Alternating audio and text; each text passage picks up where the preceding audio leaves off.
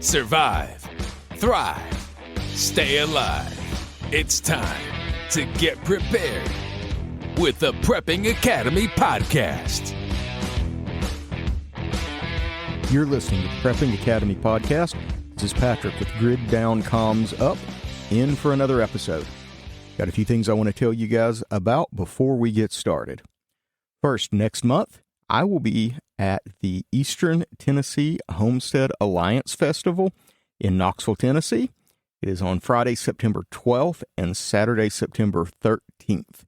It is an awesome event, family-friendly, and they will have guest speakers on all sorts of topics, from butchering livestock to preserving food, bushcraft fire, all kinds of really, really cool stuff.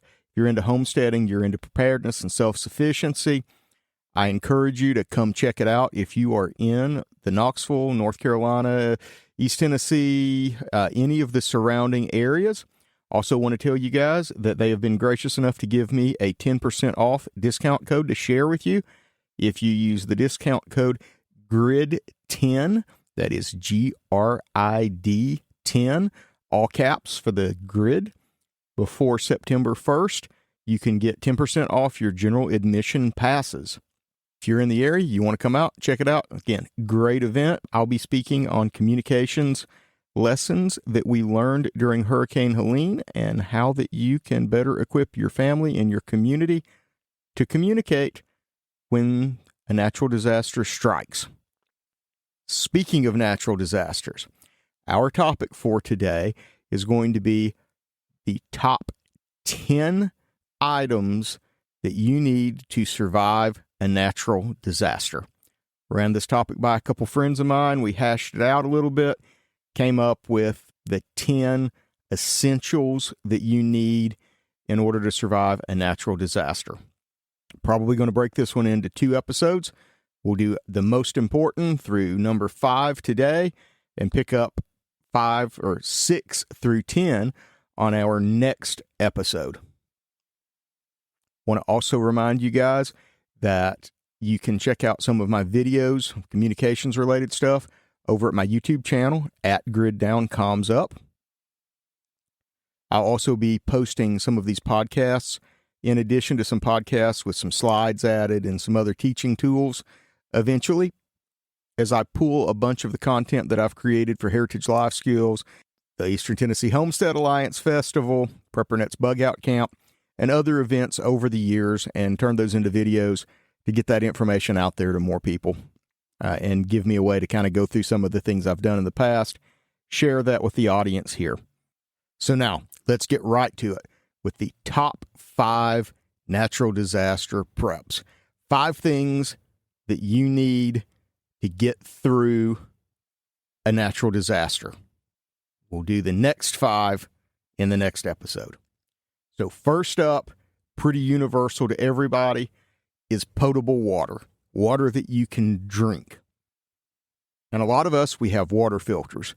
We have our tabletop, Berkey, whatever style water filters. We have our Life straws. We have our Catalan filters. We have all of these water filters for filtering water that are typically targeted towards folks who are maybe backcountry travelers, adventurers, those sorts of things that filter out most of the common pathogens that we would find in water. And those are a okay place to start, but we also need to have water on hand, because after a lot of natural disasters, hurricanes, floods, earthquakes, anything that disrupts the ground and disrupts water filtration systems and waste decontamination or processing facilities puts a lot of things into the water that we don't want to drink. We rewind a few years and we look at the Palestine, Ohio train wreck and chemical spill. A lot of stuff went into the water we don't want to drink. And a lot of that stuff is not filterable by our typical water filters that most of us have. So we need to have some stored water to get us by until we can come up with a better solution. After Hurricane Helene, last November, there were people who were not even near, or I won't say not near, but were not directly impacted by the flooding, but were in counties that the river flooded, and it damaged the waste filtration facilities, and it damaged the water collection and water filtration facilities, causing them to issue boil water alerts, or sometimes just don't drink the water alerts, because of all of the toxic stuff that got washed into the river, subsequently ended up in the water supply. So make sure that you have a solution for water filtration and stored water. There's a lot of discussion on how much water do you need per day. Well, that's a topic for a different podcast, but it's a lot more than you think. And plan that when you're dealing with a natural disaster, you're going to need water for a couple very specific items. First, you're going to need water to drink. That's the obvious one. But second, you're going to need water to cook with. And in a natural disaster, a lot of times we're eating things that are fast to cook. And we'll get to that in a minute. And the other thing we're going to need water for is sanitation and cleaning. If we've had floods, if we've had other disruptive tornado things, if you're not directly impacted or you're partially impacted by it, things are dirty, you've got to be able to clean up the dirt and the bad stuff in order to protect your health and the health of those around you. And you need water to do that. Also, if you go out and spend all day working hard, clearing debris, mucking out stuff, doing all that kind of things, you're going to be nasty at the end of the day. You're going to be really nasty, and you're going to want to be able to clean that nast and funk off so that you can feel clean and stay healthy, because that kind of stuff, it'll make you sick. Again, it's contaminated. A lot of it's toxic. Now, we've kind of covered you need water, and this is kind of why you need water. Let's talk about food. Everybody's got to eat. And when you're doing cleanup after a natural disaster, you're going to burn a lot of calories because you're going to be working a lot harder than you work on a day-to-day basis. And that means, number 2, food. You got to have food. It also needs to be easy to fix food, because you're going to be busy working. You're going to be clearing debris. You're going to be repairing structures. You're going to be helping maybe family and friends. You're going to be doing a lot of other things that keep us from eating the traditional beans and rice and beans that preppers are famous for. Those are great. They take a while to cook. They take energy and fuel to cook. And in a long-term scenario, that's fine. We can cook and we can do that. But when I need something right now that I can boil some water or heat up real quick, grab some food and get back to work, freeze-dried foods, your Mountain Houses, your Legacy, your Thrives, your own homemade freeze-dried food, if you go that route, all of those things are quick to eat. Canned stuff. Pop open a can of beans and a can of canned chicken and, make yourself a little Mexican something and have that for dinner and just warm it up in a skillet over the camp stove. Those sorts of things are the foods that you need to think about in a natural disaster, because you're busy. You're not going to have time to sit down and tend to boiling water and boiling beans and keeping a fire going and all that stuff that we think about maybe in a longer term situation. So make sure at least some of your food supply is the freeze-dried, the instant meal, the backpack type food, and a good pantry of canned supplies for a few weeks.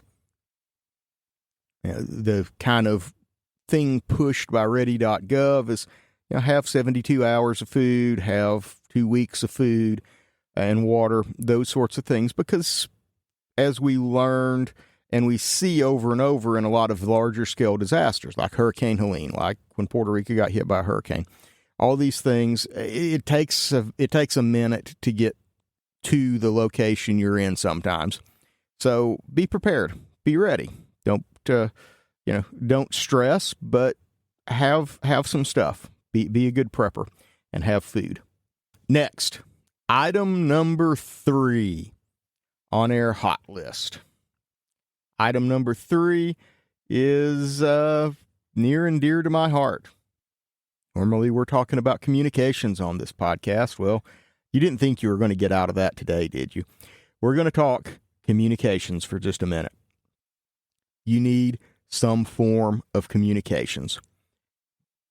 When Spain experienced a blackout a few months ago, when Hurricane Helene hit western North Carolina, when various other disasters have happened in and around the modern world, our traditional, very grid-dependent, very fragile communication systems tend to stop working.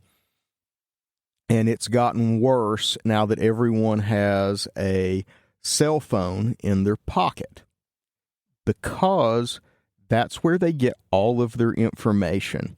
And when that device stops working, they no longer have any information about what's going on around them. When Spain experienced the blackout, one of the most in-demand items out there was a battery-powered AM/FM radio, so they could listen to a radio station and find out some information about what was going on. And 15 years ago, 20 years ago, everybody owned a battery-powered Walkman or a little portable transistor radio or a clock radio on their nightstand that had a 9-volt battery backup in the bottom of it or something like that. People had a way to listen to the radio other than in their car. Because in Hurricane Helene, depending on where you were, your car probably got washed down the river. In Spain, a lot of urban areas, especially in Europe, not everybody's got a car. So, if a tornado just hit, maybe there's a tree laying on your car. So having something small, something portable where you can turn on a local radio station, find out what's going on in your area. Maybe it's find out where you can go to get food and water if you need some more food and water, if yours got damaged or if something happened. If you don't have a house left, where can I go seek shelter in a potentially very dangerous environment? That kind of information likely will be available on the radio, assuming radio stations are still on the air, which in a natural disaster, you're probably going to be able to find something with some information on it. So those are things to consider with communications, just on the simple side, the really obvious side, as well as having a NOAA weather radio. If you have a Baofeng or something like that, you can listen to NOAA weather radio on one of the 162 megahertz NOAA channels, or if you've got the little NOAA alert radio, you can listen there, because if it's a storm, if it's a hurricane, if it's something like that, and a lot of the cell phone maybe stops working, something's going on, and maybe you can hear something on the NOAA radio about what's going on with the weather. Every tool you have, everything you can check, continues on. Now, of course, Starlink comes up in this conversation because a lot of people in the prepping world now, they want to think they're pushing the easy button and go, I'm going to get a Starlink, and then I don't have to worry about any of this other complicated communication stuff. Don't get me wrong, Starlink's awesome. Starlink for disasters has changed the way that we function, but it's not always going to work. In fact, as I speak right now, in the last month, there's been 2 Starlink outages. So it's not as robust as we maybe think that it is, would like to think that it is, but it is, an excellent tool. Hey, let's take a quick break. Are you a prepper or homesteader looking to connect with like-minded people in your area? Looking to start your own preparedness group? Already have a group? Well, look no further than PrepperNet. PrepperNet is dedicated to personal responsibility, individual freedoms, and being self-reliant. PrepperNet has monthly meetings in over 100 cities where you can meet and learn with like-minded people in your area. PrepperNet, where preppers unite. Find us online at preppernet.com.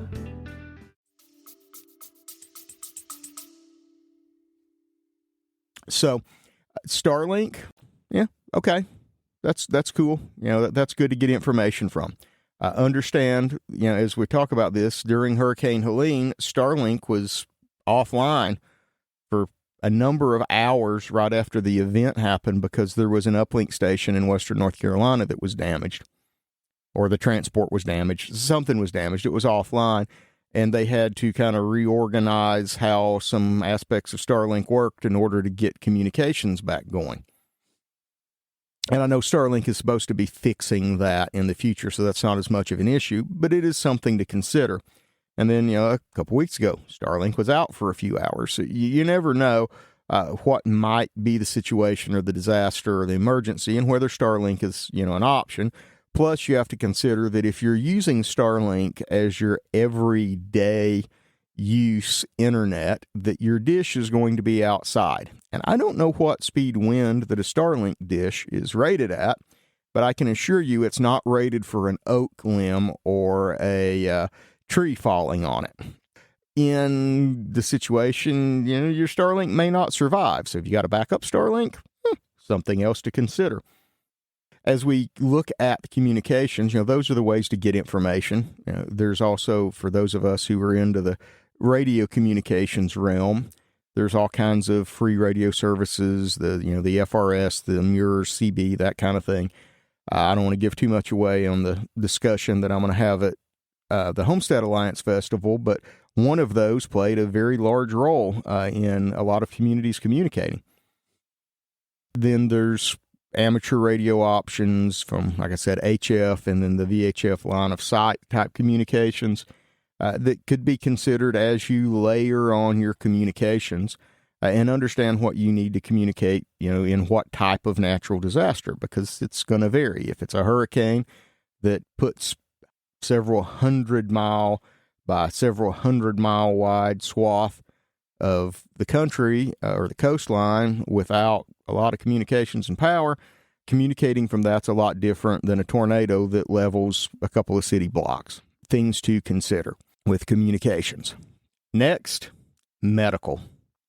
So many preppers do not have medical or have medical the way they need it. And when I say that, I mean, lots of folks have bought a med pack. Maybe they got an IFAC or a blowout kit for gunshot wound. They got the kit on their plate carrier. They're, ready to go. But they don't have the training that they need to know how to use that stuff. Plus, they may not have the training to deal with more prolonged care. And what I mean by this is I'm going to use Hurricane Helene again here as a little bit of an example.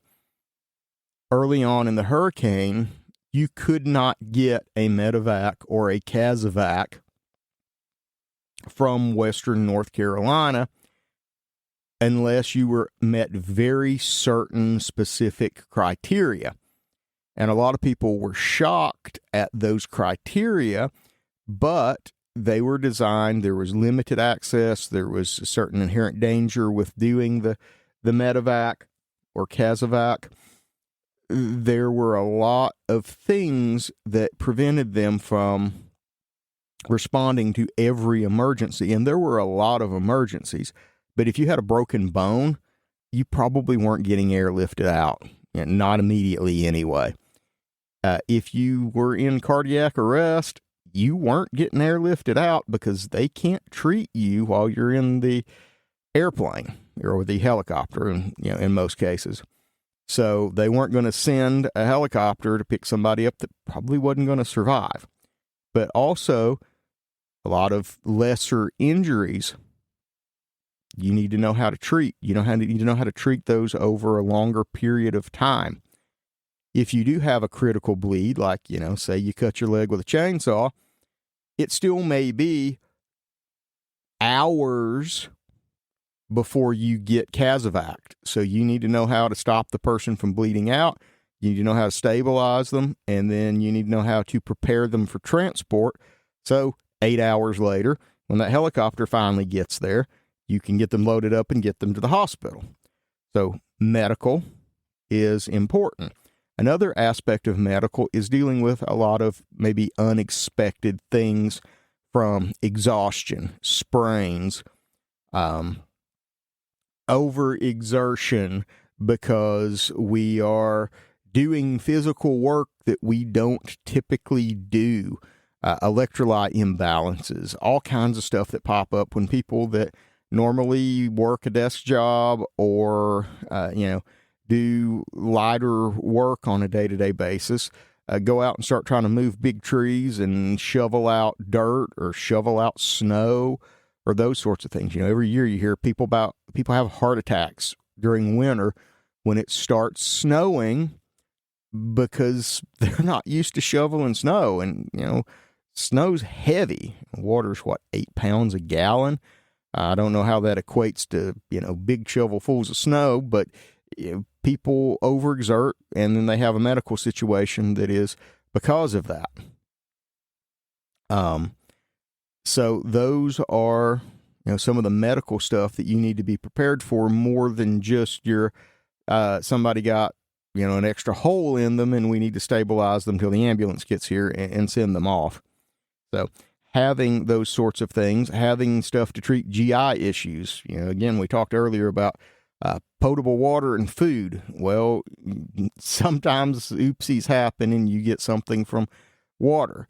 You're also going to be eating food you don't normally eat. And a lot of people who have tried that for a prolonged period of time report gastrointestinal distress. We'll just use that term for that. And they need a little something to help with that. So make sure you've got some of the pink stuff or some of the whatever it is that you like for dealing with those sorts of things on hand and are ready to help you, your family, your neighbors, because during a natural disaster, your community becomes king. I get in the communications world, I get lots of questions about how do I communicate with somebody 400, 500, 600 miles away when the grid goes down. We're not going to get into that, but your community, when you're cut off from civilization because the road to your house is gone, or there's 200 trees down over a half mile and nobody's getting to you for, maybe a week, you and your immediate people that are around you, whether you like them or not, whether they're part of your bug out group, whether they're part of your mag group, whether they're upstanding citizens, it doesn't matter. You're stuck with them. And you've got to be prepared to deal with that. And some of them might have medical issues, and you might be the only person there that knows enough to potentially save somebody's grandmother. So and keep that in mind and get the medical training. Don't just go buy the gear. Get some medical training. Now, we're going to hit item number 5. And this one is one that gets left off of most people's list, and we're going to talk about this one for just a little bit. I want you to look out the window. Do you see more than 1 or 2 trees while you're looking around? Most of you probably do. If you do, then during most natural disasters, hurricanes, tornadoes, earthquakes, floods, you're going to have to deal with trees that are no longer standing upright. Tree fall down, go boom. Okay? Throughout all of these common disasters, you're going to have to deal with trees. And some of them are not going to be little. So, a chainsaw. It is, in the disaster preparedness world, you got to have a chainsaw. It's just, is what it is. And not only do you need to have a chainsaw, you need to know how to use one. That's another thing. Chainsaw's not the most dangerous tool that we're going to use, but it's up there with hazards if you don't know how to use one. The other kind of part of that is, and it's not just the hazards of chainsaw kickback and, cutting your leg with the chainsaw and other things. It's also overexerting yourself, pulling muscles, injuring your back, doing a lot of stuff with a saw or with wood. Trees are heavy. A small tree even that's bent over from a hurricane or a tornado can store a ton of energy. A tree that's the diameter of your wrist that's bent over, if you cut it the wrong way and it smacks you in the shin, congratulations, you're going to get a Casevac trip to the hospital to probably have 2 metal rods put in your leg from potentially a compound fracture, because that kind of stuff happens when you get hit by a tree that is, under a lot of tension. So understanding how to safely do this stuff is of the utmost criticality when dealing with this. But, we look at Hurricane Helene, we look at a tornado, we even look at a really bad spring thunderstorm, okay? Trees are laying across the road, trees laying across your driveway. Maybe like 10 or 15 trees are laying across the road in the driveway. And I remember watching a video from Hurricane Helene of some folks who were stuck at a campsite, and they didn't really, again, back to the whole communications thing, they really didn't know how much of western North Carolina, eastern Tennessee was affected. I think maybe they thought, like a lot of people, it's really bad here. It can't be that bad anywhere else, because most people are used to a tornado or something that's somewhat localized, and they can't fathom that like 5 states has massive destruction and chaos in them. They're walking down the road and there are trees down. They think they're big trees. They're really not all that big a tree, but they're, to somebody that doesn't have a decent sized saw and some know-how, it's a big tree. And they're going, we're stuck. There's like 12, 15 trees down. Most of them are, under 20 inches, but, they're blocking the road, and they're going, well, I guess we're going to be waiting till somebody gets here to clear the road and help us get out. What they don't realize is nobody's coming to help, because they're one area that's really, in all honesty, only moderately impacted. And it's going to be like weeks before somebody gets to there, maybe even longer. Fortunately, people in the area, again, your community, come out, help clear the road, and get things kind of straightened back up till at least you can sort of get through and, up the little mountain road with at least like a UTV or something like that to get supplies in or get somebody out. Having a chainsaw, and I'm going to talk a little more about that here too. Chainsaws. Where do I start with this? I once had someone tell me that they went through like 3 or 4 chainsaws during, I think it was maybe Hurricane Andrew in Florida. And I'm listening to this person talk, and I'm going, something's not right here, because chainsaws don't wear out that quick. At least they shouldn't wear out that quick.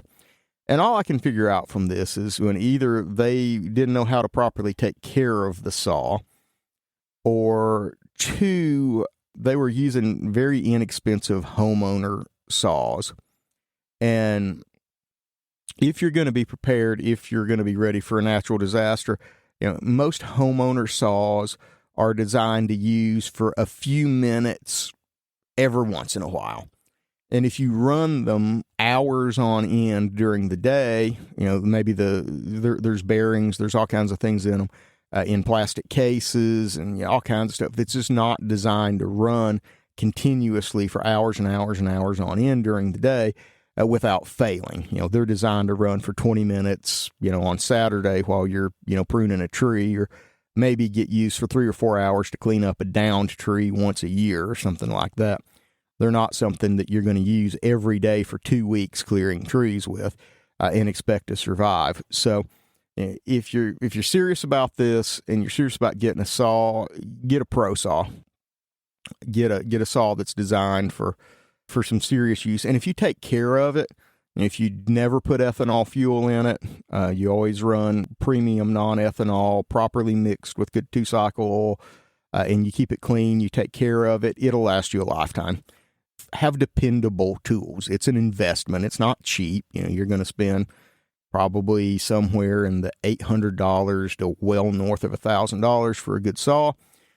But like I said, it's going to last you a lifetime. It's an investment in your future. And if you're a homesteader, if you live in the country, that kind of thing, then you're going to get plenty of use out of it. And if you heat with wood, same kind of thing. Have a chainsaw and have the accessories for it. You got to have fuel. Store some fuel that your saw can run and use. Store chainsaw bar oil.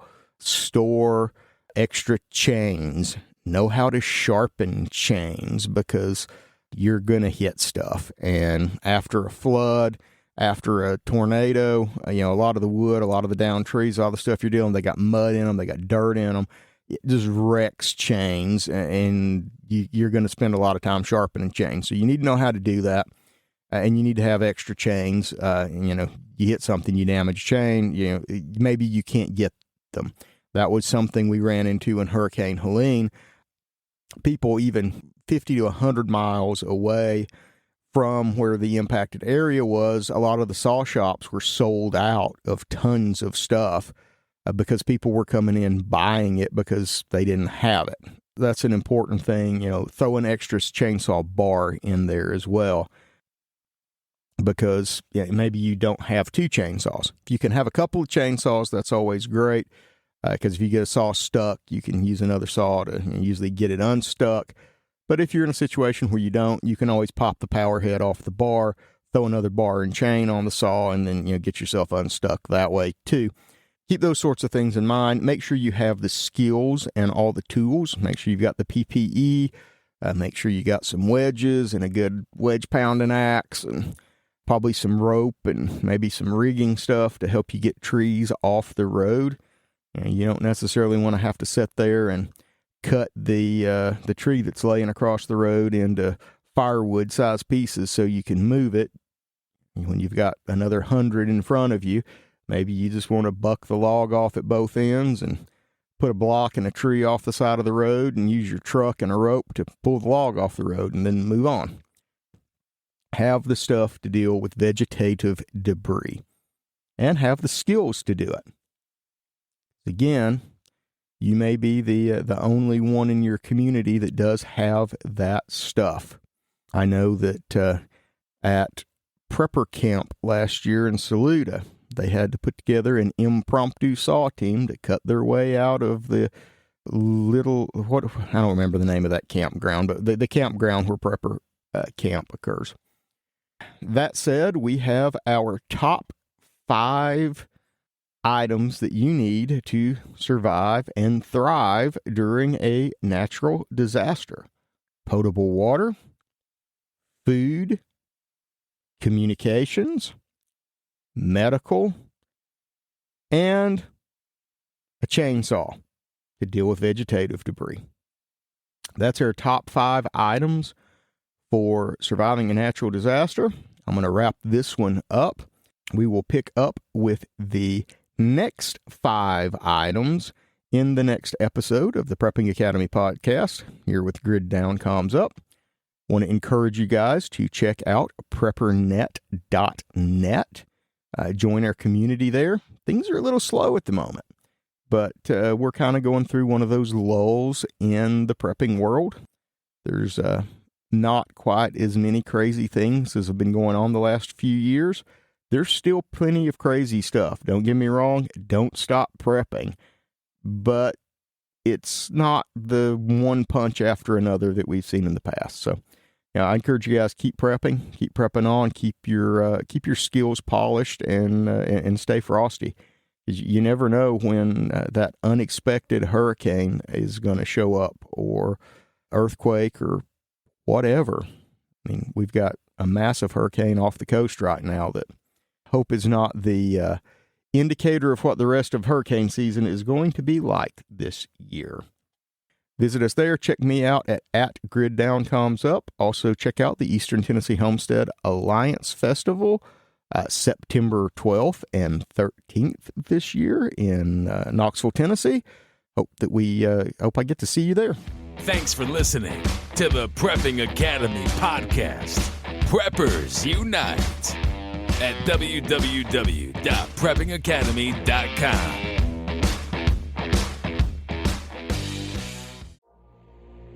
Has your data been hacked? Do you feel uneasy about the vulnerability of your personal information online? Were you involved in the Target, LinkedIn, or Microsoft data leaks? Don't know? If not, then pay attention. Join Forrest Garvin from PrepperNet for a free webinar on privacy and security. Gain insights into safe internet browsing, VPNs, crafting online aliases, secure emails, detecting if your data has been hacked, and managing passwords. Secure your spot today for this webinar on privacy and security. It's free. This webinar delves into comprehensive strategies for bolstering your online privacy. We've got you covered, from fortifying your passwords to shielding your financial information and mastering state-of-the-art encryption techniques. We're offering 2 convenient dates to suit your schedule. Reserve your spot now at preppernet.com/privacy. Don't let cyber threats erode your peace of mind any longer. Take the first step toward a safer, more secure online experience by joining us for our free webinar. Remember, knowledge is power when it comes to safeguarding your privacy. Sign up now at preppernet.com/privacy. We'll see you there.